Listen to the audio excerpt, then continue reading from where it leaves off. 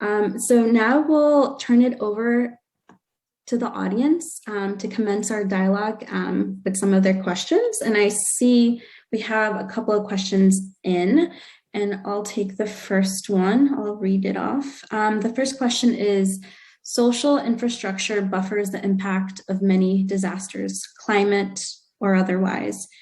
Do you know if any governmental agencies are paying attention to this? I think you're muted. Sorry about that.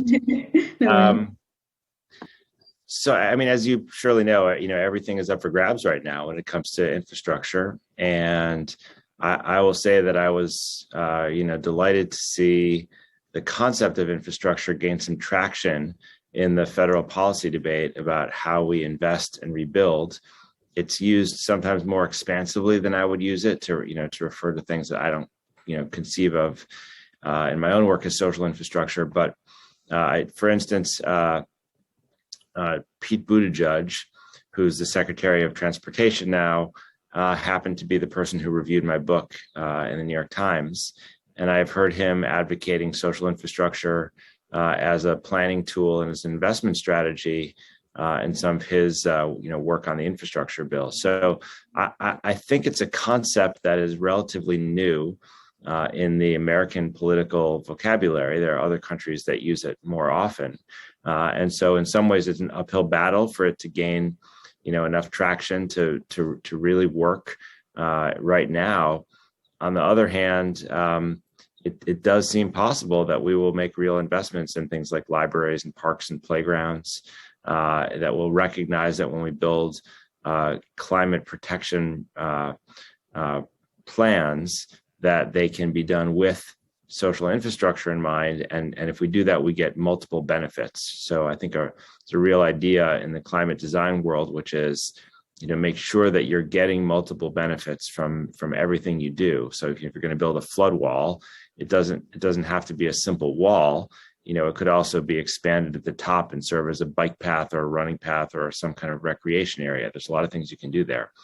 But the thorniest issue it remains, which is, let's say we do invest in social infrastructure, the question is, who gets it and who does not? And how are the kind of politics of inequality that Vivek and I care so much about going to shape those decisions? I think we actually know a lot about what we need to do to improve health and well-being. And the challenge for us is mustering the political will to do it equitably. And it's very easy to say equity when you're on a Zoom screen, and it's much more difficult to produce equity in social policy. Thank you, Eric. And I'll invite Vivek. Would you like to chime into that question? Sure. It's really great to hear about your new book, Eric. It's been a term I've been trying to get some public traction on recently as well. And it's in part, we're coming out of a massive heat event that killed almost 1,000 people in the Pacific Northwest this summer. And so so the biggest thing that emerged during that event was the recognition that just like Chicago in 95, and it's uncanny the similarities 26 years later that we experienced here.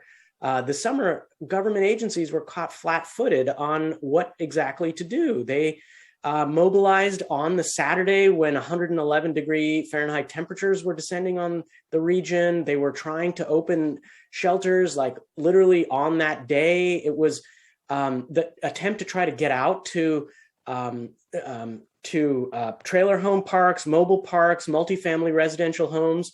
That was done on the Sunday or even the Monday of that heat wave. And so what we're essentially seeing is a recognition that the bigger question, I think, and the more profound one that we're dealing with is that the ability for government agencies to muster the extent of outreach and engagement necessary to get in front of a climate-induced event is currently is really lacking. I was asked to grade the response for the Pacific Northwest, at least the city, and it was a C- at best, as at least for what I could see. And so the social infrastructure piece, in terms of my limited angle of it, of being able to get out and engage the communities that we know are going to be hit hardest, was remarkably limited on this, regardless of the 26 years of very well documented social autopsy that we've had from Eric and other folks' work.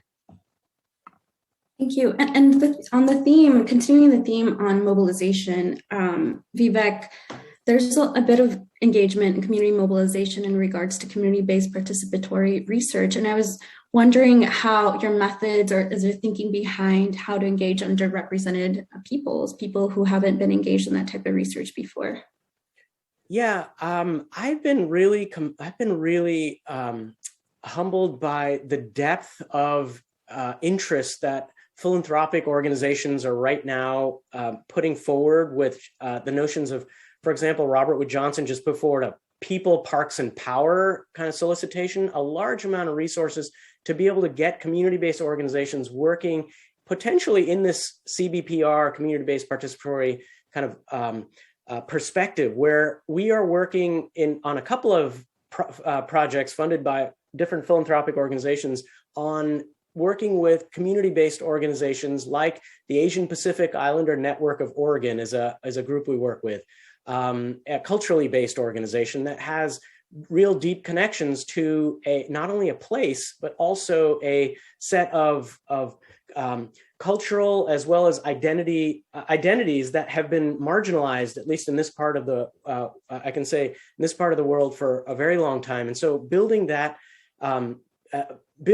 knowledge base, engaging that community, and sharing the power with organizations and coming to them as a researcher, as somebody in a university, we're able to kind of essentially help design a project, this one evaluating, for example, how green spaces have played out in terms of social dynamics in a set of locations where another community-based organization, Friends of Trees, have been planting trees for the last 15 years. Has that been displacing communities? Has that been bringing communities together? What are the dynamics happening locally? And through community-based advisory boards that are formed by the community-based organization, we're able to then really leverage a lot of opportunities to bring empirical data combined with local knowledge so that we can generate the kind of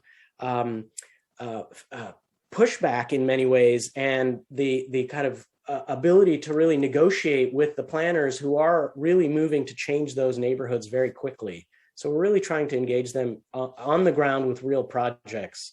That's probably the quickest way I could respond to that.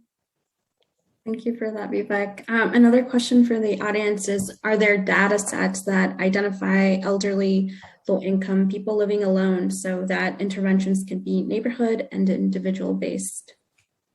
So there's real variation among cities as to how they try to deal with populations that are known to be vulnerable to extreme weather events. And I have worked with cities that have compiled their own lists of, older people who are alone or frail and need support. I've also worked with cities that have real privacy concerns about that, and have expressed a view that they're not in the business of doing that unless someone, unless an organization directly reaches out to the city, or people say that, volunteer and opt in to be contacted, they won't do that. So there is, there's real variation.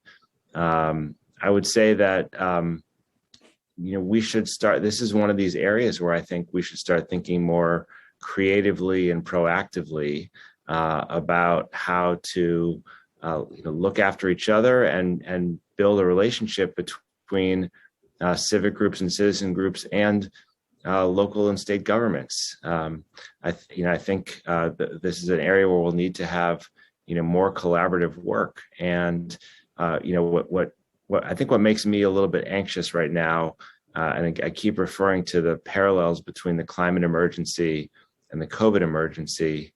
But we have places in this country where there's such deep distrust of government and of public health, and of other people who don't share the same views, that it's become more difficult to provide essential services. And so here we are in the midst of a kind of a half-failed and therefore failing campaign to vaccinate people, from a deadly coronavirus. And that is relatively easy compared to the challenges we face protecting people during a climate crisis. There's not a vaccine for climate change. The interventions have to be in some ways more elaborate and they're more challenging. And so I think that I don't know what the trigger is going to be. We have a lot of sociological research at this point that tells us that there's no extreme event that's big enough to change everyone's attitudes. It's not like if a big enough hurricane or a big enough heat wave hits, then people change their view and start to advocate, more serious and aggressive efforts to manage these issues as public problems and public health problems. What we see with climate is very similar to what we've seen with COVID, and so I think that, this speaks to the deep challenges for behavioral sciences to address these issues. And I say that because this is a National Academies forum. We can't just segregate the world of climate science and climate risk from the world of COVID science and COVID risk from the worlds of social and behavioral sciences. We have to find some way of integrating those conversations. Thank you. We have a lot of questions from the audience. Let's see. Another one is, are there planning decisions or banking and finance decisions looking at redlining through only a planning lens, and we miss a bigger story with more tentacles? The question and comment at the same time. I would have. Is that about kind of the financial implications current day of redlining decisions? I think that's what the audience is referring to. I would, instead of going on, there's a great report by the Federal Reserve Bank of Chicago in 2017 that I would point that particular question to. There's some tremendous work happening in this right now, in this area of specifically redlining and its long-term economic consequences on communities around the country. And this particular study out of Reserve Bank Chicago, I think is one of my favorites to go to for that question. Thank you. Another question from the audience is elevating voices, uplifting voices. How can we elevate the voices of BIPOC communities and our youth in drawing attention to the burning urgency of climate change?